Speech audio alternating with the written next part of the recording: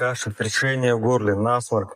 Лор не может вас вылечить и говорит, что у вас проблемы с желудком. Идите к гастроэнтерологу, лечите желудок, лечите гастроэзофагальную рефлюксную болезнь, ГЭРБ, и тогда вылечится ваша ротоглотка, все с ней станет хорошо. Но дело в том, что такие люди ко мне действительно приходят на консультацию, и их очень много. Я их отправляю часто обратно. Лор для того, чтобы заподозрить гастроэзофагальную рефлюксную болезнь, должен провести нормальный свой осмотр. В частности, это ларингоскопию.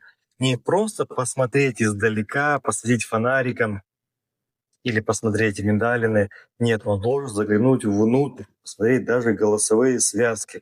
И уже после этого осмотра он может заподозрить гастроэзофагальную рефлюксную болезнь.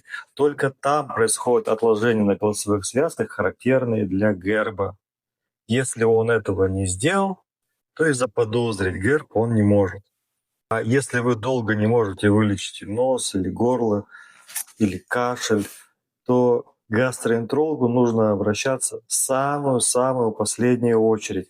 Эти симптомы действительно характерны для ГЭРБа, но очень редко. А самое интересное, что это все лечится одной таблеткой. Вы просто принимаете ингибитор протонной помпы, и у вас все проходит. А если вы пьете ингибитор уже месяц или два, а у вас все не проходит, а вам все говорят: да, это все такой тяжелый ГЭРБ, так плохо лечится.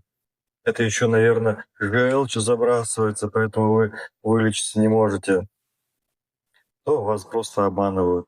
На самом деле ГЭРБ лечится одной таблеткой.